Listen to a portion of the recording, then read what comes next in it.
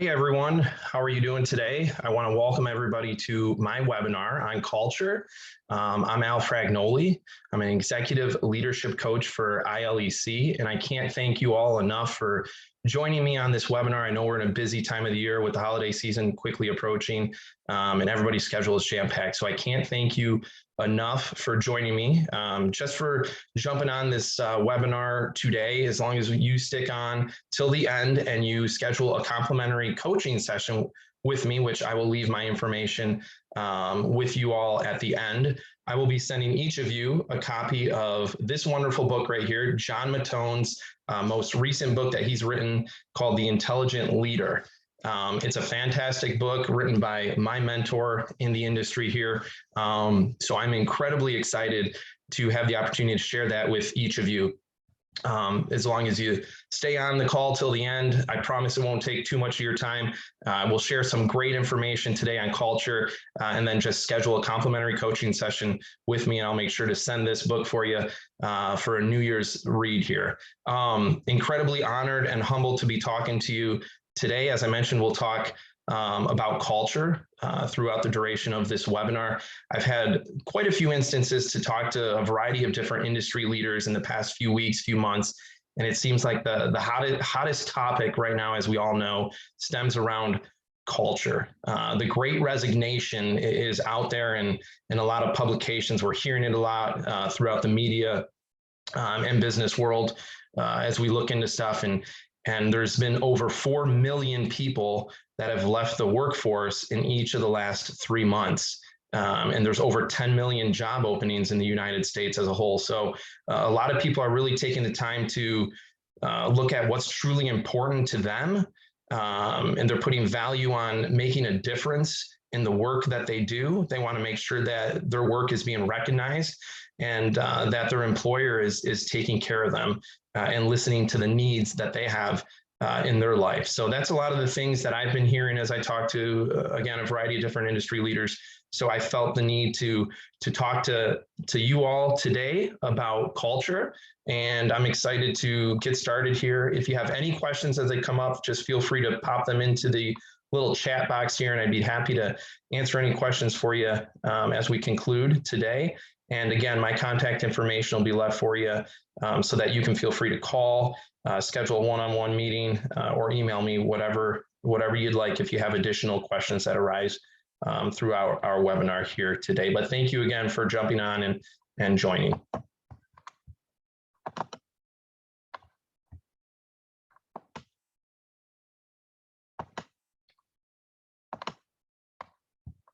All right, so again, we're going to be talking about culture here today. So building cultures that drive results, and insiders look into the most important aspect facing companies today. So building cultures that drive results. A lot of research and the latest thinking, leadership, talent, and culture are the leading indicators right now that predict sustained operating success. We'll go into the roadmap of culture transformation, and that must align with the company's vision, mission, and purpose. Prescription before diagnosis is malpractice. So the importance of measuring culture so you can isolate the positives and the potential gaps. We do that through a variety of different assessments. C-level boot camp to review data, identify positive and gap themes, and begin thinking about high-level action plan that's aimed at sustaining positives and addressing any gaps that might potentially exist. So again, as I just mentioned in John's most recent book, The Intelligent Leader, that he wrote several years ago, he is a co-founder of Intelligent Leadership Executive Coaching. John is a fantastic gentleman who does some amazing work in the leadership world out there, in the executive coaching world. He's had the distinct privilege and honor to work with amazing leaders, not only on a national level, but he's working on a global level as well in a variety of different countries. With government leaders, athletes, CEOs. One of the most prominent names that I have highlighted here is Steve Jobs. He's worked with the late Steve Jobs. He had the distinct privilege to work with him in the last year of his life there. And as I mentioned, he's written several books that stem around leadership and intelligent leadership, with the most recent one being The Intelligent Leader, Unlocking the 7 Secrets to Leading Others and Leaving Your Legacy. Just a little bit of background information on myself. As I mentioned, I'm an executive leadership coach for ILEC, Intelligent Leadership Executive Coaching. My wife and I also own a franchise, Apex Leadership Co., which focuses on fundraising for local elementary schools in the Metro Detroit region here in Michigan, and fundraisers for middle school and high school sports programs as well. So all focused on serving the community and giving back to others.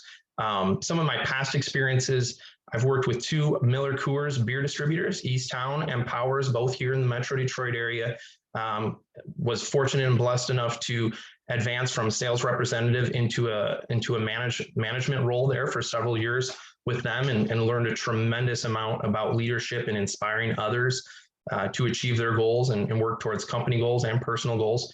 Worked for the Pittsburgh Pirates for a year in their sales department as a sales assistant. Also spent some time working in with the Toronto Blue Jays as a part-time area scout for them in the Central Florida region. So some amazing experiences that I have had working with some great people in the sports industry. While working on my master's degree, I was fortunate and honored to work in Central Michigan with in their academic center for student athletes. So was blessed to be able to give back to student athletes my 2 years there at Central Michigan, and really help them learn more about themselves and focus on how they were going to succeed in college and on the sports field. And then my first role in the sports industry was in Buffalo, working for the AAA baseball team in their sales department as well. So that's a little bit of background on my 10 plus years of working history early on in my professional career here.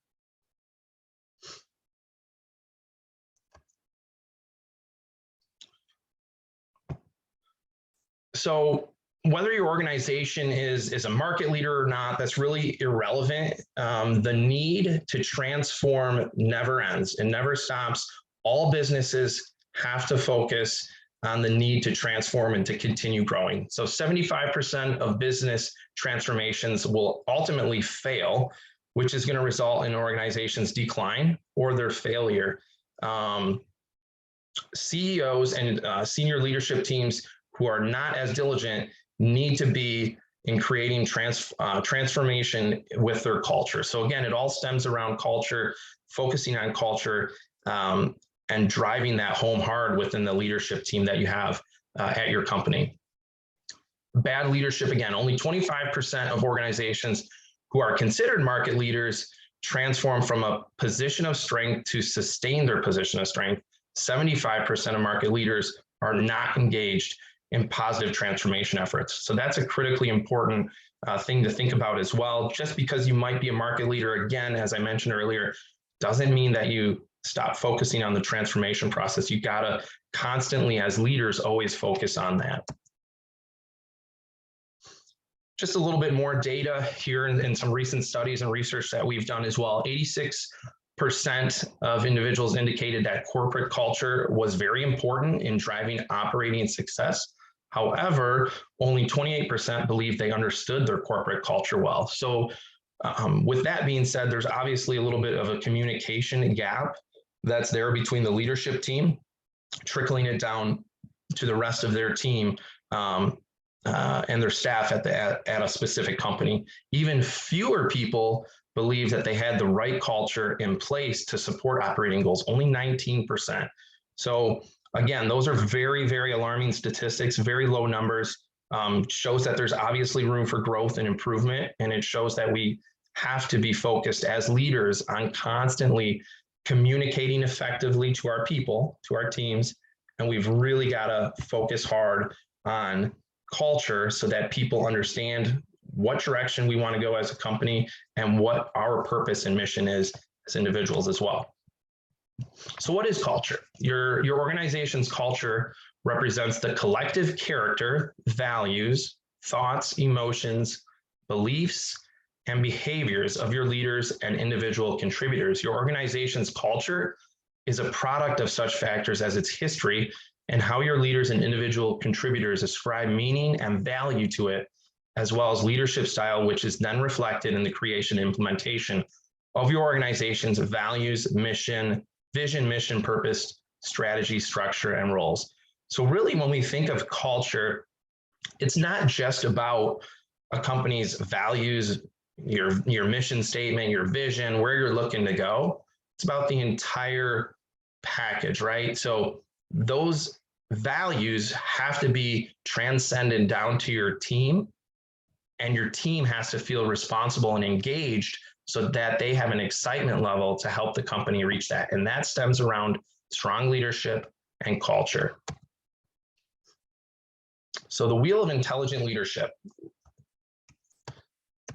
Love to talk about this wheel right here. A lot of people, when I review it with them, they'll be like, what in the world is this wheel right here? Well, we got a lot of stuff going on. So really, this is a powerful chart right here, this wheel of intelligent leadership. So when we look at it, what you see right here on the outside is the gray shaded area, shows all the different skill set that we have the ability to possess. So this is our outer core.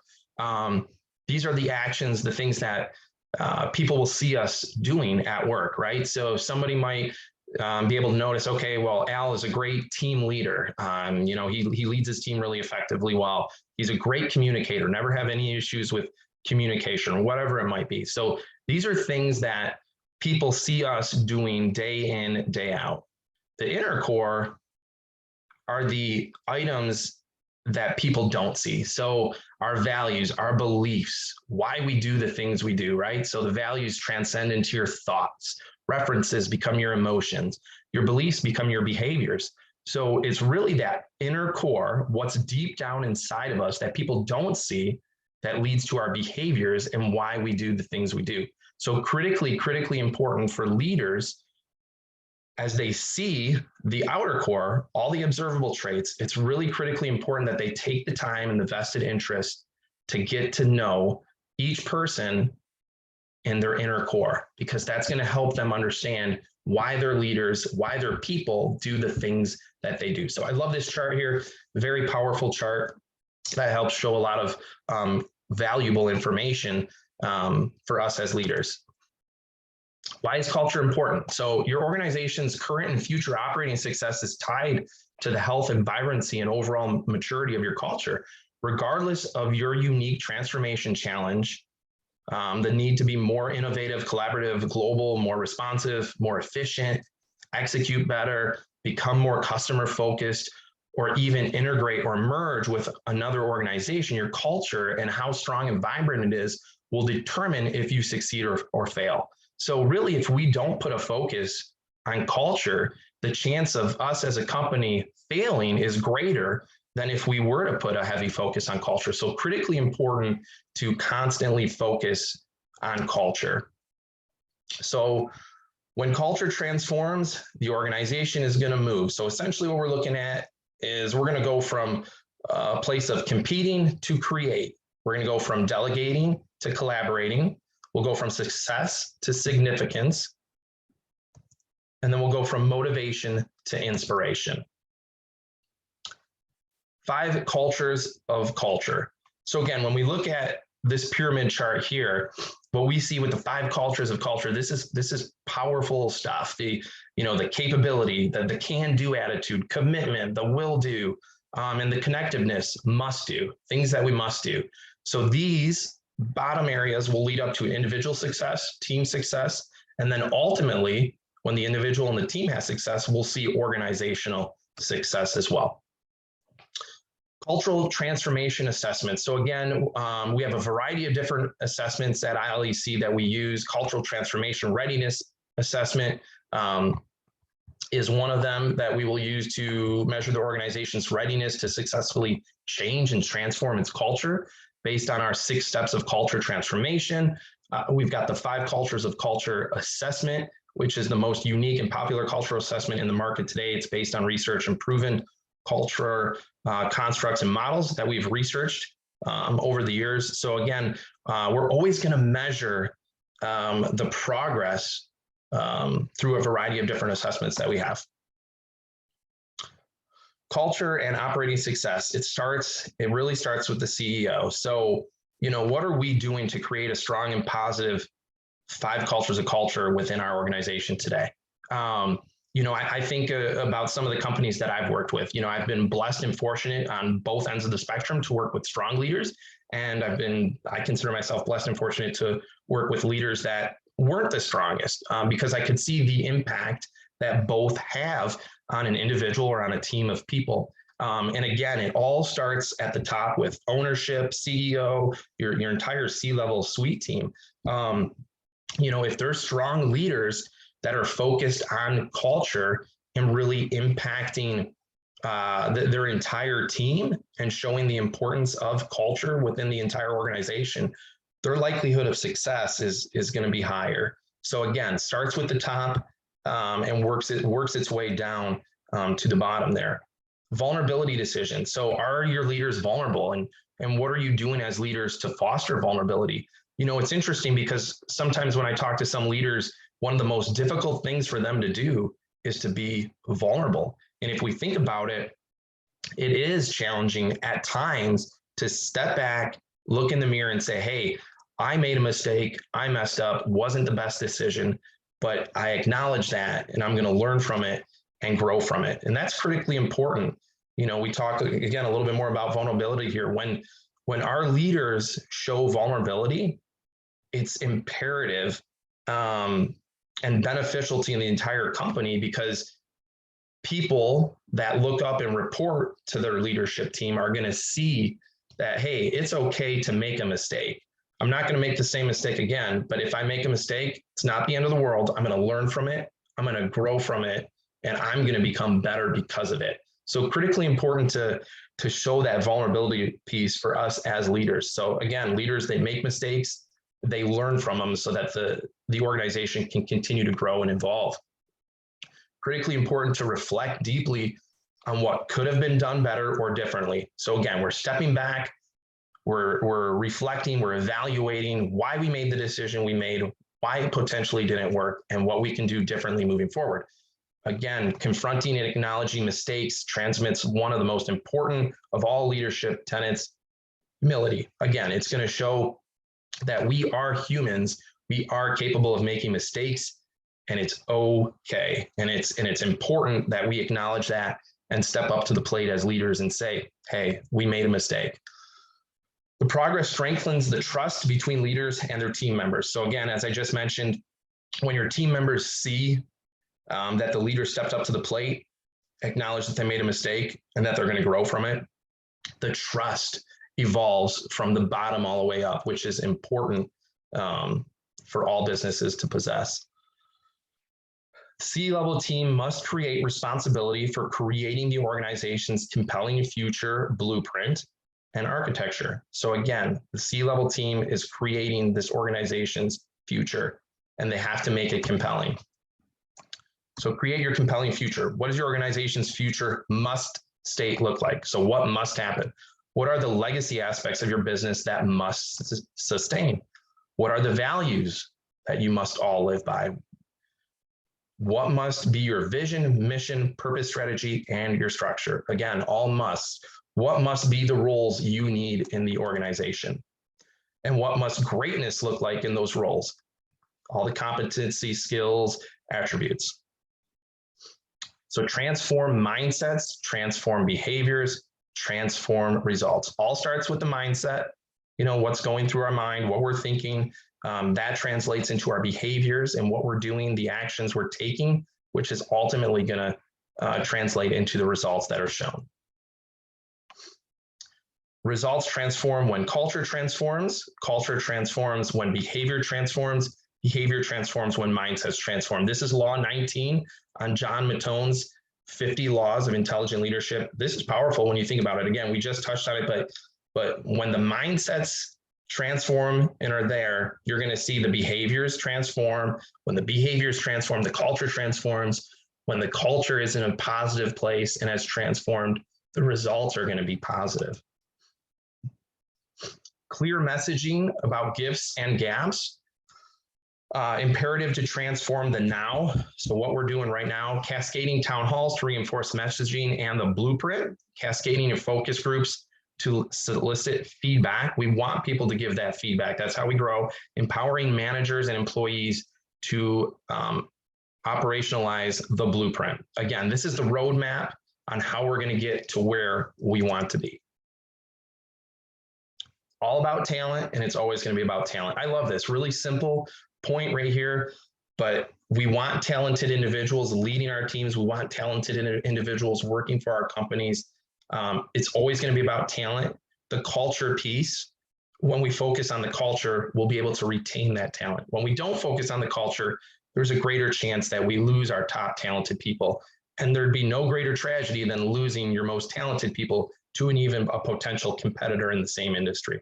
So we really want to focus on the talent that we have in-house, how we're going to retain the most talented people, and how we're going to grow them throughout the company as well.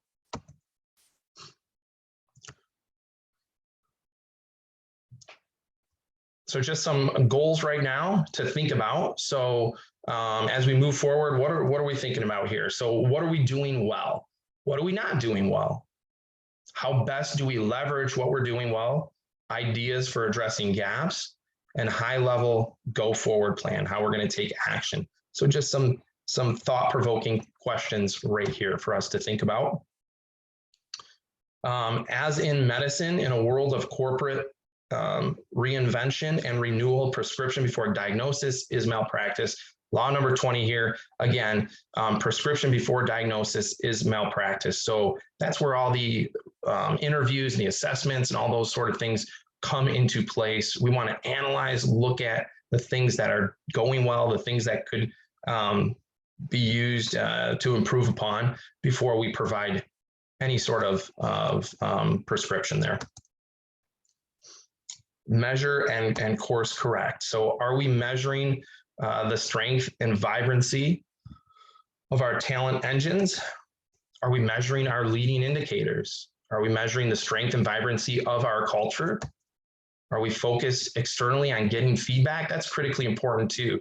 You know, are we getting the feedback from our employees, and are we using that to make the culture stronger? You know, I've had an instance where I've worked for a company that always at the end of the year had an assessment for their entire, all the employees at the company, and did it for, I believe, 2 straight years. And the feedback came back not the greatest. And, you know, so it's critically important that we look at that feedback and we work to improve it. What my particular company did is they just stopped giving the assessments in future years, which is not always the best thing. Because when we think about it, it's what you do with that feedback. If it's negative, do you just get rid of it and say, we're not going to do it anymore? Or do you take it, really dive into it, look at it, and focus on improving? And that's the key right there. If you give an assessment, get frustrated because it's negative, and decide to not do it again, you're taking a good chance at the culture diving, taking a plummet, and you losing some of your top people. Whereas in turn, if you focus on it and how you're going to improve it, people see that, notice that, and love that. And that's where you need to really take it to the next stage with your company.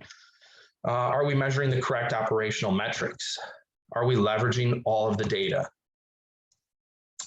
So that wraps up our webinar here today on culture. Again, something I'm very passionate about, something that I know is going to really continue to impact people and impact companies as we move into 2022. I was reading a research study the other day that indicated that an overwhelming majority of people as we move into 2022 are looking for hybrid roles. So I think that's critically important in the last 2 years with the pandemic that is ongoing as companies have realized they've went to a virtual remote work from home type of platform. And a lot of companies have had success with that. So we as leaders, as things start to open up here and get back to normal, are you still implementing that strategy, or are you saying, hey, people need to come into the office? But if you aren't listening, if we're not actively listening to what our people are telling us, we're going to get left behind as leaders, and our company is going to fail or suffer mightily because of that. And we're going to lose some of our most talented people. I'll share another quick example with you from a conversation that I had with with someone the other day, with a leader. They were looking to hire an individual, and she was a top candidate, number one on their choice. And she wanted flexibility because of her family life and the dynamics with her kids and children and everything. She was looking for a hybrid role. And this leader that I was talking to really wanted her to be in the office from 9 to 5. And when I asked him why that was, if they could work on a hybrid role, he said the hybrid role might be difficult and challenging, but he said we could probably even have her in from 7 till 3, because she said she really needed to pick her kids up from school every day. So I encouraged him, since she was a top candidate, to really pursue her and accommodate her to the best of their needs. And I think that as we look at culture and we think about the things that we're doing as leaders at a company, it is critically important to listen to our people, listen to what they're telling us, actively listen, and take a sincere interest in what they're looking to do. If we do that, we'll see our companies hit different levels of success, and our leaders are going to, we as leaders are going to feel much more fulfilled in what we're doing. So again, I thank you for taking time out of your busy schedule to join me. I hope that everyone has a fantastic Christmas, a great New Year. Enjoy the holiday season coming up. Again, I have my cell phone number listed right here. You can feel free to contact me through cell. Email is listed right here, and my website is listed as well. And just a friendly reminder for anybody that schedules a complimentary coaching session with me by the end of next week, so December 24th, right before Christmas. If you schedule it, we can do it in the new year as well. As long as it gets on the books scheduled, you'll be receiving a complimentary edition of John Mattone's most recent book that he wrote in 2019. So again, thank you very much. I don't see any questions that have popped up. So we'll look here. I don't see any questions that have popped up. Again, if anybody has any questions, feel free to reach out at the information that I provided to you. Look for me to send an email as well, thanking you for joining me on this webinar, but I appreciate everybody's time. Thank you so much.